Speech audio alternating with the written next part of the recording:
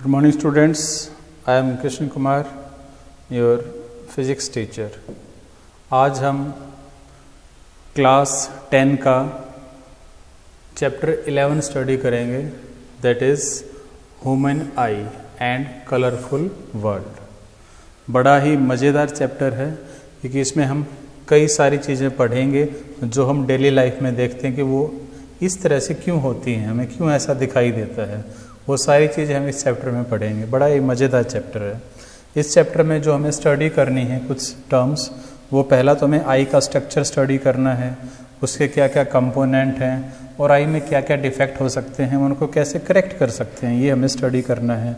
उसके बाद हम एक प्रिज्म आपका एक ट्रांसपेरेंट मीडियम होता है जिसमें 3 आपके फेज होते हैं, तीनों ही आपके ट्रायंगुलर फेज होते हैं, उसको हमें स्टडी करना है। उसमें जब आपकी वाइट लाइट जाएगी तो आपको कैसा दिखाई देगा वो आपको स्टडी करना है। उसके बाद में कुछ नेचुरल फिनोमिना हैं, उनके बारे में आपको स्टडी करना है, जैसे कि स्काई आपको ब्लू क्यों दिखाई देता है क्लियर डे के अंदर, सुबह और शाम सनराइज और सनसेट के समय सन आपको थोड़ा सा रेडिश सा दिखाई देता है, रेनबो क्यों दिखाई देता है, ट्विंकलिंग स्टार्स क्यों होते हैं। तो ऐसे कई सारे मज़ेदार चीज़ें हम इस चैप्टर में पढ़ेंगे। So let's start our chapter. First of all human eye. यहाँ पर हमें ह्यूमन आई का डायग्राम स्टडी करना है। अब आप डायग्राम जब आप बुक में देखेंगे तो उसमें काफ़ी सारे कंपोनेंट्स हैं, हम उन कंपोनेंट को 1 बाय 1 यहाँ पे स्टडी करेंगे। ये मैंने आई का कुछ स्ट्रक्चर बना रखा है। वैसे तो हम स्टडी करने के लिए आई को स्फेरिकल शेप मान सकते हैं, लेकिन ये प्रॉपर स्फेरिकल शेप नहीं होती है। ये आई का फ्रंट पार्ट है जो हमें दिखाई देता है, जो हमारी आई का फ्रंट पार्ट होता है, इसको हम बोलते हैं कॉर्निया। ये हमारा सबसे फ्रंट पार्ट है कॉर्निया, इसमें से ही हमारी लाइट एंटर करती है। ये सबसे इम्पोर्टेंट पार्ट है आई का, क्योंकि मैक्सिमम जो रिफ्रैक्शन लाइट का होता है, रिफ्रैक्शन जो टर्म मैं यूज़ कर रहा हूँ, ये रिफ्रैक्शन आप पिछले चैप्टर में पढ़ चुके हैं 10th चैप्टर में। फिर भी मैं एक बार रिकॉल कर देता हूँ। रिफ्रैक्शन का मीनिंग होता है कि आपकी जो लाइट है वो मीडियम चेंज कर रही है, एक मीडियम से दूसरे मीडियम में जा रही है। यहाँ पे रिफ्रैक्शन कैसे हुआ, क्योंकि आपकी बाहर एयर है, अंदर आपका ग्लास है आई का, उसमें आपकी वाइट लाइट एंटर कर रही है, तो आपका रिफ्रैक्शन होगा। तो जो कॉर्निया है ये मैक्सिमम रिफ्रैक्शन ऑफ लाइट करता है। लेंस जो आपका है ये आपका लेंस है, ये लेंस तो आपको सिर्फ यहाँ पे जो आपके रेटिना है उस पर फोकस करता है, लेकिन मैक्सिमम रिफ्रैक्शन कौन करता है, आपका कॉर्निया। अब ये आपका क्या है, लेंस है, जिसको हम क्रिस्टलाइन लेंस बोलते हैं। इसका काम क्या है, इसका काम ये है आई के अंदर जो भी लाइट आपकी जाएगी उन सभी कंपोनेंट को एक पर्टिकुलर पॉइंट पे मीट करना, और वो पर्टिकुलर पॉइंट होता है रेटिना। रेटिना पे ही मीट इसलिए होता है क्योंकि रेटिना ही आपका क्या होता है, लाइट सेंसिटिव पार्ट होता है आई का, लाइट सेंसिटिव पार्ट, यानी कि ये वही पार्ट है आई का जो लाइट को सेंस करता है, बाकी सेंस नहीं करते हैं। अब मैं थोड़ा डिटेल में अगर आपको बताऊं तो रेटिना के भी 2 पार्ट होते हैं। पहला आपका रोड्स होता है, दूसरा आपका कोन्स होता है। अब ये क्या है, ये आपके पिक्सल हैं कुछ इस टाइप के। जो रोड्स होता है ये ब्राइटनेस लेवल को जज करता है कि आपने जो चीज़ देखी उसमें ब्राइटनेस लेवल कितना है। जो कोन्स पार्ट है वो क्या करता है, कलर को सेंस करता है, तो ये कलर के लिए ज़्यादा सेंसिटिव होता है, ये आपका ब्राइटनेस लेवल के। और जब हम कुछ कम लाइट में होते हैं तो कोन्स अच्छी तरह काम नहीं करता, आपने देखा भी होगा अंधेरे में हम कलर को अच्छी तरह डिस्टिंग्विश नहीं कर पाते। तो थोड़ा सा जब ब्राइटनेस कम होती है तो आपका रोड्स ही आपको उसको सेंस करता है, ब्राइटनेस लेवल को। तो रेटिना क्या है, आपका लाइट सेंसिटिव पार्ट हो गया। अब यहाँ पर देखो मैंने कुछ बना रखे हैं, ये लेंस के दोनों तरफ कुछ मैंने मसल्स सी बना रखी हैं, इनको हम बोलते हैं सिलेरी मसल्स। इन मसल्स का काम क्या है, ये जो आपका लेंस है इसका हम जो स्ट्रक्चर है या जो इसकी विड्थ है उसको हम थोड़ा कम ज़्यादा कर सकते हैं। यानी कि जब ये स्ट्रेच करेंगी मसल्स तो आपकी जो थिकनेस है वो थोड़ी सी इंक्रीज हो जाएगी। इसको हम ऐसे दोनों तरफ से प्रेस कर देते हैं मसल्स, और जब ये रिलैक्स होगा तो इसकी जो आपकी शेप है वो आपका थोड़ा सा थिन हो जाएगा। तो इसका मतलब क्या है, जो आपका सिलेरीज मसल्स हैं, ये जो लेंस है इसकी विड्थ कम ज़्यादा करने के काम आती है। और विड्थ कम ज़्यादा का फ़ायदा क्या है, लेंस की फोकल लेंथ चेंज हो जाती है। हम इसको अगली स्लाइड में स्टडी करेंगे डिटेल में। उसके बाद में यहाँ पर ये दो पार्ट मैंने शो किए हैं। ये क्या आपके आइरिस है। ये क्या करेंगे, यहाँ पे जो बीच वाला पार्ट है प्यूपिल, ये प्यूपिल के साइज को कंट्रोल करते हैं। जब हम आई में देखते हैं तो ये हमारी आई है, मान लो ये हमारा एक ब्लैक पार्ट होता है, ये वाइट पार्ट है बाहर वाला, और इसके अंदर एक डॉट होता है। एक्चुअल में क्या है, ये जो डॉट है यहीं से हमारी सारी लाइट एंटर करती है और उसी से इमेज बनती है। तो ये डॉट जो है वो आपका प्यूपिल है, इसी में से ही आपकी लाइट एंटर करेगी। अब आइरिस जो है वो प्यूपिल का साइज कंट्रोल क्यों करता है, क्योंकि हमें एक फिक्स अमाउंट ऑफ ब्राइटनेस ही चाहिए किसी भी ऑब्जेक्ट को सेंस करने के लिए रेटिना पर। लेकिन अगर बाई चांस हमारे पास ब्राइटनेस लेवल बहुत ज़्यादा है, इंटेंसिटी बहुत ज़्यादा है लाइट की, तो ये साइज अपना छोटा कर लेता है ताकि कम लाइट अंदर जाए, हमारी आँख में कोई, हमारी आई में कोई प्रॉब्लम ना हो।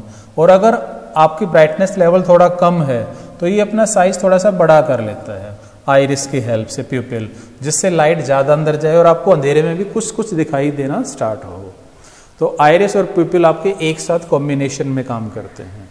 रेटिना भी आपका हो गया जो आपका लाइट सेंसिटिव पार्ट है। उसके बाद है ऑप्टिक नर्व, ये आपकी इस पार्ट पे होते हैं ऑप्टिक नर्व। ये क्या करती हैं कि आपका जो रेटिना है, रेटिना ने क्या किया, लाइट को सेंस किया और किस में कन्वर्ट कर दिया, इलेक्ट्रिकल सिग्नल में। और वो इलेक्ट्रिकल सिग्नल ऑप्टिक नर्व के थ्रू, किसके थ्रू, ऑप्टिक नर्व के थ्रू हमारे ब्रेन में जाएगा और हमारा ब्रेन इंटरप्रेट करेगा कि हमने कुछ चीज़ देखी है, जिससे कि हमें इमेज बनेगी, वो हमें विजुअलाइज होगी हमारे माइंड से। तो ऑप्टिक नर्व क्या करती हैं, ट्रांसपोर्ट करती हैं सिग्नल को ब्रेन तक, रेटिना से ब्रेन तक। इसके बाद आपको जो डायग्राम में मिलेगा, आपके दो लिक्विड होते हैं। एक लिक्विड आपका यहाँ पर होता है, उसको हम विट्रस लिक्विड बोलते हैं। एक लिक्विड यहाँ पर होता है जिसको हम बोलते हैं एक्वस लिक्विड। ये आपके आई के प्रेशर को मेंटेन करने के काम आते हैं। ये तो ये आपके पार्ट्स और उनकी वर्किंग है आई की। अब पावर ऑफ एकोमोडेशन, ये मैंने क्या कहा था, आपकी जो सिलेरिस मसल्स हैं वो क्या करती हैं, जो आपका लेंस है उसकी थिकनेस कम या ज़्यादा करती है। तो अब थिकनेस कम ज़्यादा से क्या मतलब है कि इसकी फोकल लेंथ चेंज हो रही है। फोकल लेंथ हम पिछले चैप्टर में पढ़ चुके हैं आपका रिफ्लेक्शन और रिफ्रैक्शन में। तो अगर फोकल लेंथ चेंज करेंगे तो इसका फ़ायदा क्या है, देखो हमें डेली लाइफ में जो ऑब्जेक्ट्स होती हैं वो कई सारी ऑब्जेक्ट देखनी पड़ती हैं। कुछ नियर भी होती हैं, कुछ बहुत फार अवे होती हैं, कुछ बहुत दूर है, जैसे स्टार है वो इन्फिनिटी पर भी हैं। तो यानी कि जो डिस्टेंस ऑफ ऑब्जेक्ट हैं वो अलग अलग पॉइंट पे हो सकती हैं हमारी आई से। ये हमारी आई है, हमें यहाँ पे भी देखना है, यहाँ पे भी देखना है, यहाँ पे भी देखना है। हमारे पास मल्टीपल डिस्टेंस ऑब्जेक्ट होती हैं, लेकिन आई के अंदर लेंस और रेटिना के बीच में तो फिक्स डिस्टेंस है। ये देखिए यहाँ पर ये लेंस है और ये रेटिना है, ये डिस्टेंस चेंज नहीं होगी क्योंकि हम अपने आई का साइज चेंज नहीं कर सकते। तो ये डिस्टेंस सेम है, यानी कि लेंस जहाँ पर इमेज बनाएगा, इमेज की लेंथ या पोजीशन आपकी सेम है। तो अगर आपका V फिक्स है, U आपका चेंज हो रहा है, तो FB चेंज होगा, तभी आपकी V वहीं रहेगी, सेम रहेगी। तो U चेंज होने की वजह से, U क्या है, डिस्टेंस ऑफ ऑब्जेक्ट, तो U चेंज होने की वजह से आपकी जो सिलेरी मसल्स हैं वो फोकल लेंथ बार बार चेंज करती रहती हैं। आई का उसका शेप चेंज करके उसकी फोकल लेंथ चेंज करेंगी, जिससे उसकी जो इमेज है वो हमेशा रेटिना पे ही बने। बड़ा इंपॉर्टेंट है ये, कई बार पेपर में आता है। List distance and far distance. List distance क्या है, मिनिमम डिस्टेंस जहां तक हम इजीली देख पाते हैं, वो मिनिमम डिस्टेंस जहां तक हम इजीली देख पाते हैं। तो ये होता है 25 सेंटीमीटर फॉर ए नॉर्मल आई। एक नॉर्मल आई के लिए कितना होता है, ये 25 सेंटीमीटर। तो जब भी हमें बुक वगैरह पढ़नी हो तो हमें कितनी डिस्टेंस रखनी चाहिए, 25 सेंटीमीटर आई से। फिर है फार डिस्टेंस। फार डिस्टेंस क्या, मैक्सिमम कितना देख सकते हैं। तो मैक्सिमम तो हमारे पास बहुत रेंज है, अगर हमारी आई बिल्कुल प्रॉपर है, नॉर्मल है, ठीक है, हम स्टार, सन, मून देख पाते हैं, तो हम इसको इन्फिनिटी मान सकते हैं कि हम इन्फिनिटी तक देख पाते हैं। तो फार पॉइंट हमारा क्या हो गया, इन्फिनिटी, और लिस्ट डिस्टेंस क्या होगी हमारी, 25 सेंटीमीटर। अब कुछ आई के डिफेक्ट्स हैं जो हमें स्टडी करने हैं। पहला डिफेक्ट है आपका मायोपिया। इस डिफेक्ट में क्या होता है, हमें पास की ऑब्जेक्ट दिखाई देती है, नियर ऑब्जेक्ट हमें क्लियरली दिखाई देती है, लेकिन जो फार ऑब्जेक्ट है वो हमें क्लियरली दिखाई नहीं देती है। एनसीईआरटी की बुक में आपको इस तरह से 3 डायग्राम मिलेंगे मायोपिया के। ये फर्स्ट डायग्राम है, ये क्या है, ये कोई नियर पॉइंट है, जहां से जो भी आपकी रे आएंगी वो लेंस क्या करेगा, उनको रेटिना पे ही मिक्स करेगा, यानी कि आपको यहाँ पर इमेज दिखाई देगी। लेकिन दूसरे डायग्राम में क्या शो करने की कोशिश की है, अगर आपकी ऑब्जेक्ट नियर पॉइंट से, इस पॉइंट से बहुत दूर है, इस पॉइंट से बहुत दूर है, और बहुत दूर की रेज को हम कैसे मानते हैं, वो पैरेलल आ रही हैं। इन्फिनिटी से हमने पढ़ा है, जब भी सोर्स इन्फिनिटी पे होता है तो हम कैसी रेज मानते हैं, पैरेलल रेज मानते हैं। ये रेज आपकी रेटिना तक नहीं जाएंगी, पहले ही मिक्स हो जाएगी, और यहाँ पर तो कोई सेंसिटिव पार्ट है ही नहीं जो लाइट को सेंस करेगा, तो हमारी इमेज नहीं बनेगी, यानी कि हमें दिखाई नहीं देगा। अब इसको हम करेक्ट कैसे करेंगे? अच्छा, पहले ये देखिए ये ऐसा हुआ क्यों है। इसके जो कॉजेज हैं, इसके 2 कॉज हो सकते हैं। पहला क्या है, या तो हमारी आई बॉल का साइज थोड़ा सा बड़ा हो जाए, बड़ा होने की वजह से क्या है, रेटिना पे नहीं मिलेंगे, पहले ही मिल जाएंगे। तो पहला तो क्या है, साइज थोड़ा सा बड़ा हो जाना, किसका, आई बॉल का। दूसरा क्या है, आपके जो ये लेंस है इसकी फोकल लेंथ आपका थोड़ी सी डिक्रीज हो जाना, इसलिए ये जल्दी मिक्स कर देगी इसको। तो 2 रीजन हो सकते हैं, तो आई बॉल का साइज बड़ा हो जाएगा या फिर उसकी फोकल लेंथ कम हो जाएगी, किसकी, आई के लेंस की। अब इसको करेक्ट कैसे करेंगे, इसके लिए देखो हमने एक कनकेव लेंस यूज किया है। इस कनकेव लेंस की वर्किंग क्या होगी, ध्यान से सुनना। अब पास पे तो हमें सही दिखाई दे रहा है, ये जो पॉइंट है यहाँ पर हमें सही दिखाई दे रहा है, दूर पे हमें सही नहीं दिखाई दे रहा। तो दूर की जितनी भी रे आएंगी, कनकेव क्या करेगा, उन सभी को उस पॉइंट पे मिक्स कर देगा, इस पॉइंट पर जहां पर आपको सही दिखाई दे रहा है।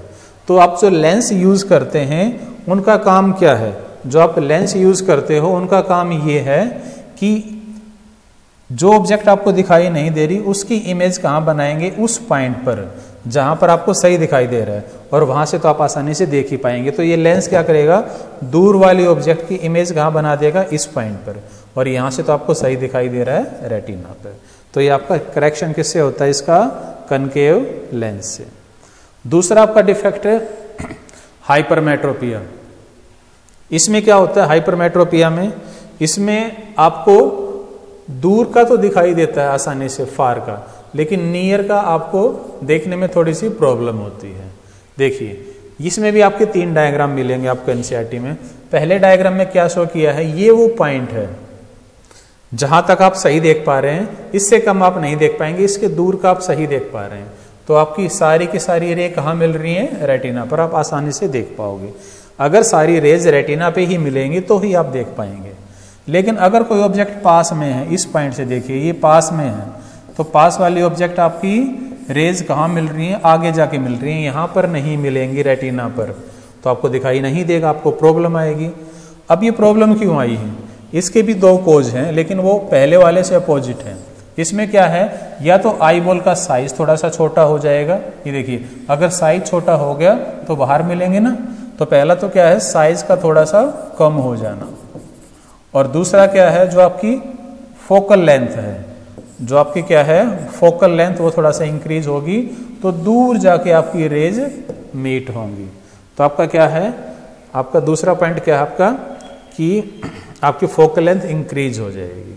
अब इसको करेक्ट हम कैसे करेंगे, इसको करेक्ट हम करते हैं कन्वेक्स लेंस की हेल्प से।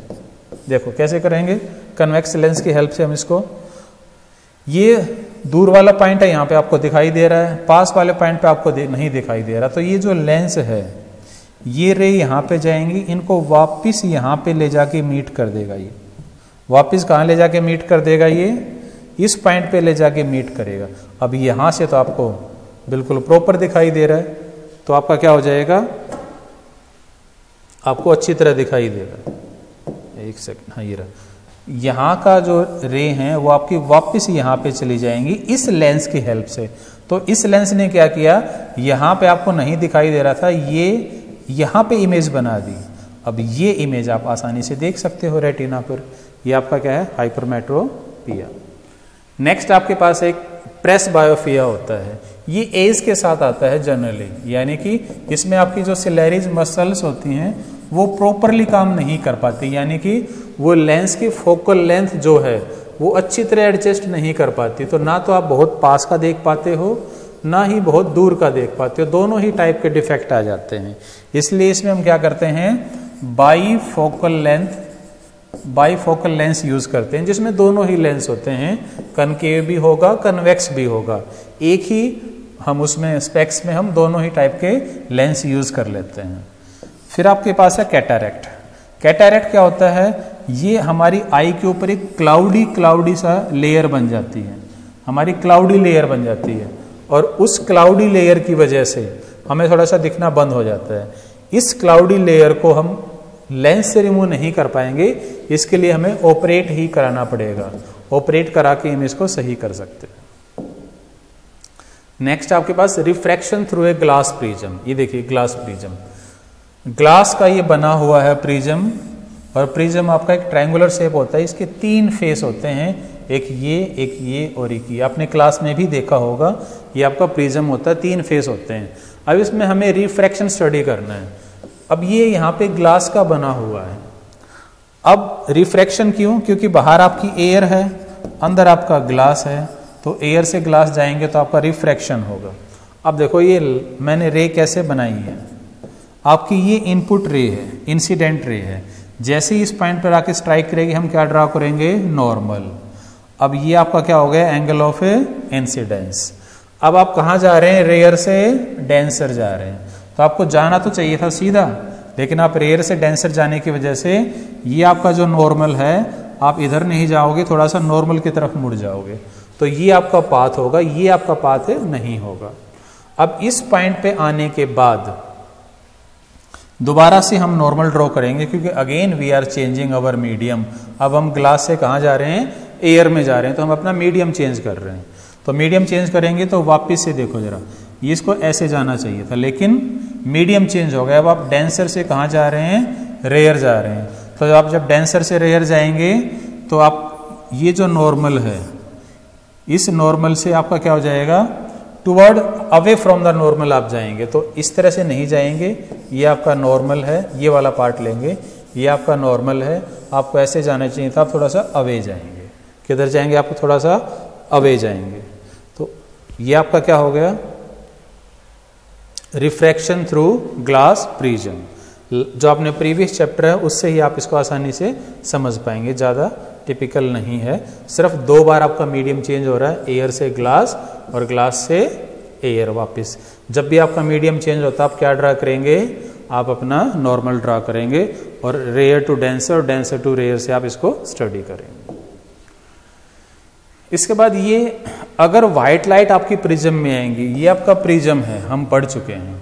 तो प्रिज्म में जब व्हाइट लाइट यहाँ पर एंटर करेगी, तो क्योंकि प्रिज्म में क्या होता है, ये 2 फेस आपके एक दूसरे से किसी पर्टिकुलर एंगल पे हैं। अगर ये पैरेलल होता, जो हम पिछले चैप्टर में पढ़ चुके हैं, रिफ्रैक्शन थ्रू ग्लास स्लैब, तो ग्लास स्लैब में क्या होता है, आपकी पाथ चेंज होता है थोड़ा सा रे का। लेकिन क्योंकि यहाँ पर दोनों फेस क्या थे, पैरेलल थे, इस चीज़ को समझो, दोनों फेस क्या थे, आपके पैरेलल थे। यहाँ पर दोनों फेस आपके एक दूसरे के क्या हैं, इनक्लाइंड है, इसलिए यहाँ पर आपका पाथ चेंज नहीं होगा। आपकी जो व्हाइट लाइट है वो आपकी अलग अलग कलर में डिस्ट्रीब्यूट हो जाएगी। ये देखिए, इस डायग्राम को आप देखिए, इस डायग्राम में क्या है, ये आपकी व्हाइट लाइट आ रही है। अब ये अलग अलग कंपोनेंट में डिस्ट्रीब्यूट होगी। ये बड़ा सिंपल एक्टिविटी है, आपने कई बार घर पे भी देखा होगा। आप स्केल के बीच से भी देख सकते हैं। स्केल को जब आप व्हाइट लाइट में देखेंगे तो वहाँ पे आपको नंबर ऑफ कलर दिखाई देंगे। अब ये जो आपकी कलर लाइट डिस्ट्रीब्यूट हुई है, इसको हम बोलते हैं स्पेक्ट्रम। इसको हम क्या बोलते हैं, स्पेक्ट्रम। तो स्पेक्ट्रम का मतलब क्या है, जब एक व्हाइट लाइट इसके कॉन्स्टिट्यूएंट पार्टिकल्स में या कॉन्स्टिट्यूएंट कलर्स में डिस्ट्रीब्यूट हो जाती है, तो उसको हम बोलते हैं स्पेक्ट्रम। इसका मीनिंग क्या है, एक व्हाइट लाइट के अंदर सारे कलर होते हैं। इनका पैटर्न क्या होता है, नीचे से अगर मैं स्टार्ट करूं, VIBGYOR, VIBGYOR, violet, indigo, blue, green, yellow, orange, red. देखो आपको दिखाई दे रहे हैं सारे कलर। तो ये प्रिज्म क्या करता है, व्हाइट लाइट को क्या कर देगा, डिस्पर्स कर देगा। डिस्पर्शन का मीनिंग क्या है, व्हाइट लाइट को उसके कंपोनेंट में ब्रेक करना। व्हाइट लाइट में सारे के सारे कलर होते हैं और प्रिज्म ने क्या किया, उसको ब्रेक कर दिया अलग अलग पार्ट में। अब अगर हम दो प्रिज्म एक दूसरे के एंटी पैरेलल भी प्लेस कर दें अगर, तो उस केस में क्या होगा, पहला प्रिज्म तो उसको ब्रेक करेगा अलग अलग कंपोनेंट में और दूसरा प्रिज्म उनको वापस से मिक्स कर देगा। तो अगर आप दो प्रिज्म एक दूसरे के एंटी पैरेलल प्लेस करोगे तो आपकी यहाँ भी व्हाइट लाइट थी और यहाँ पर भी क्या आ गई, व्हाइट लाइट। अब ये देखिए अगर मैं इसको मिक्स करूं तो अगर मिक्स करने के बाद कैसा बन गया, स्लैब बन गया। अब ये प्रिज्म नहीं है, इसलिए अब आपका थोड़ा सा पाथ चेंज हो गया, ये नहीं ये हो गया, तो ये स्लैब बन गई आपकी।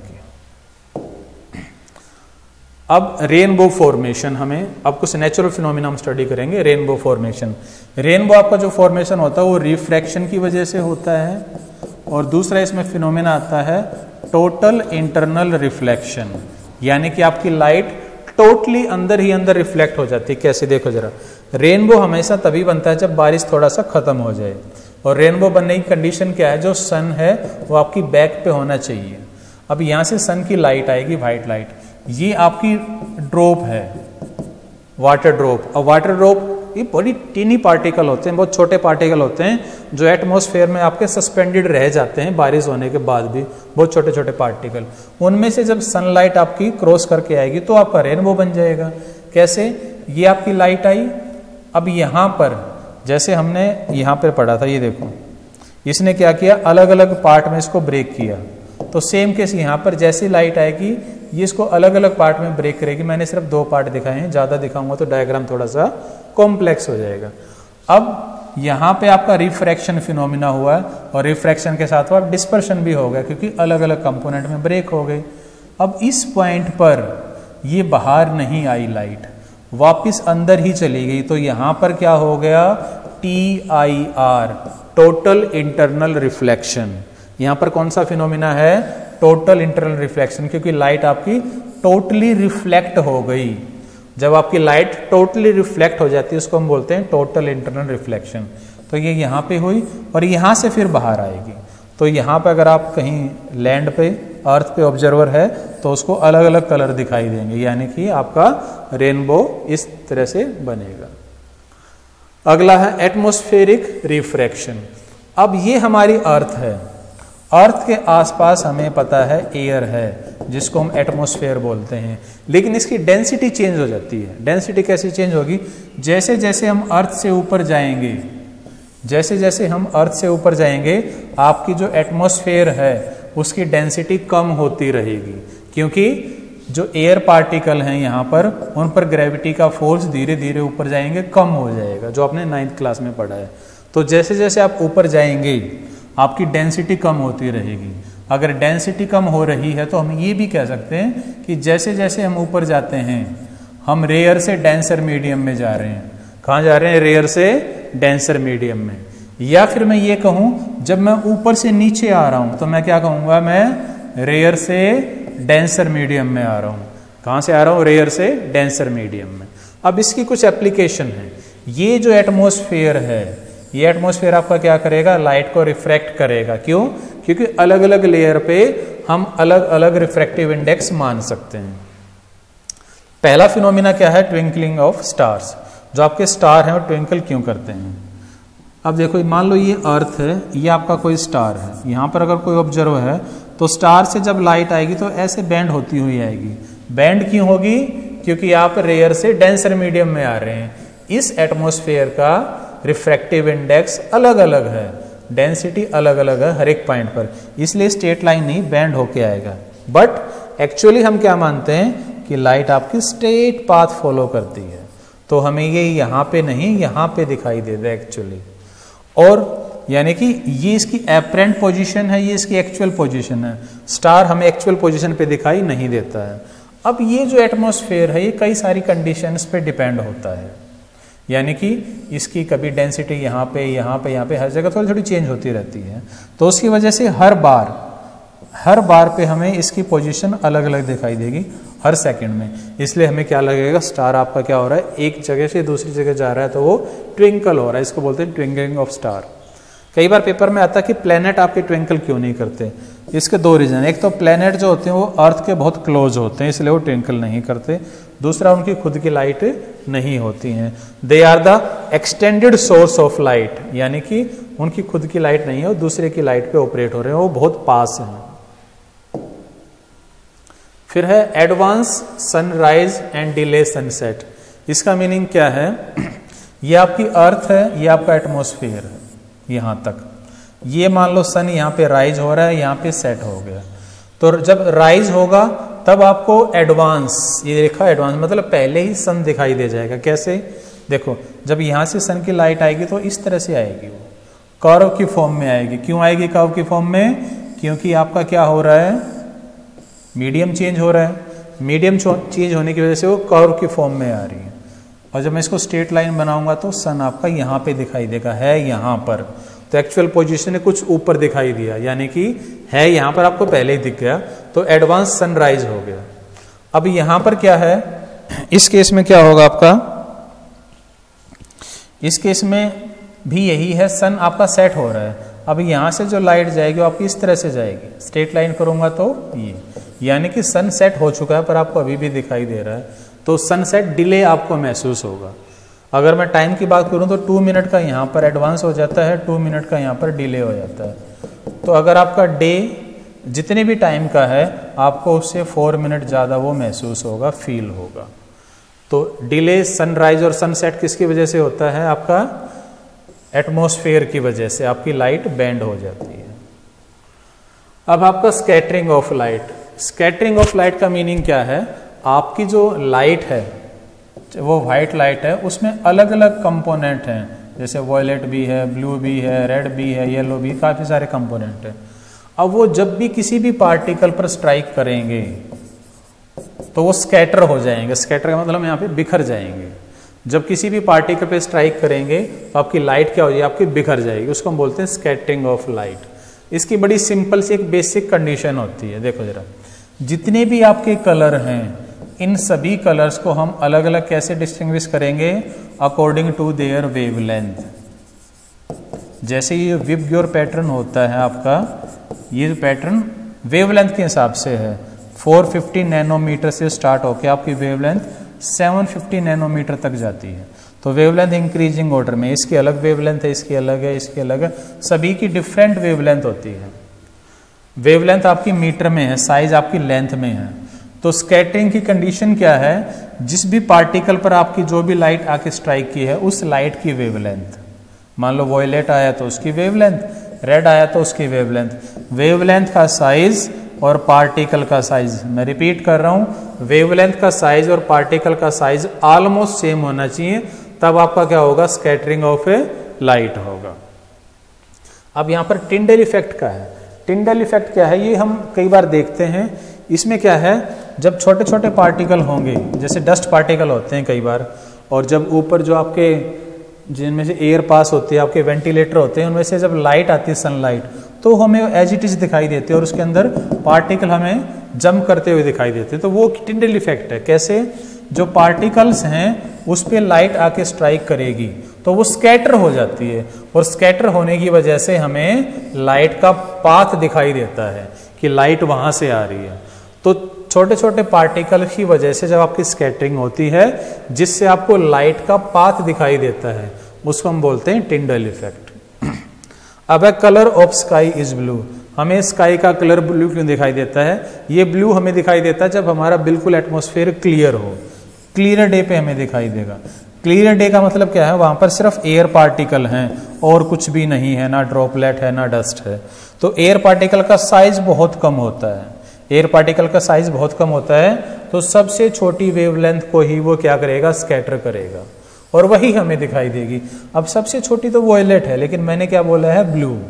अब इसका रीजन क्या है, इसका रीजन ये है, ध्यान से सुनना, क्योंकि जो हमारी आई है वो वॉयलेट और इंडिको के लिए ज्यादा सेंसिटिव नहीं होती है, हम उनको ज्यादा अच्छी तरह महसूस नहीं कर पाते, देख नहीं पाते, तो हमें क्या दिखाई देगा, ब्लू कलर दिखाई देगा। स्कैटर तो वॉयलेट हुआ है, लेकिन हमें क्यों दिखाई दिया ब्लू, क्योंकि वॉयलेट और इंडिको के लिए हमारी आई ज्यादा सेंसिटिव नहीं है, इसलिए हमें क्या दिखाई देगा, ब्लू कलर दिखाई देगा। इसलिए हमें क्लियर डे पर कैसा स्काई दिखाई देता है? ब्लू दिखाई देता है।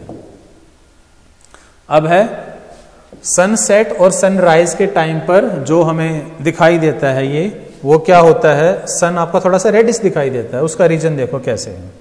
अब जो आपका स्पेक्ट्रम था VIBGYOR, ये आपका स्पेक्ट्रम था।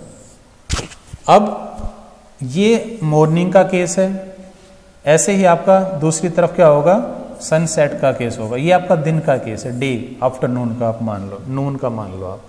अब थोड़ा सा ध्यान से देखो आप, यहां पर क्या हो रहा है कि जो पाथ ट्रेवल है inside the atmosphere by a sunlight, जो सन की लाइट है वो जो पाथ ट्रेवल कर रही है इनसाइड द एटमॉस्फेयर, वो सुबह और शाम, मॉर्निंग और इवनिंग में ज्यादा है as compare to day time.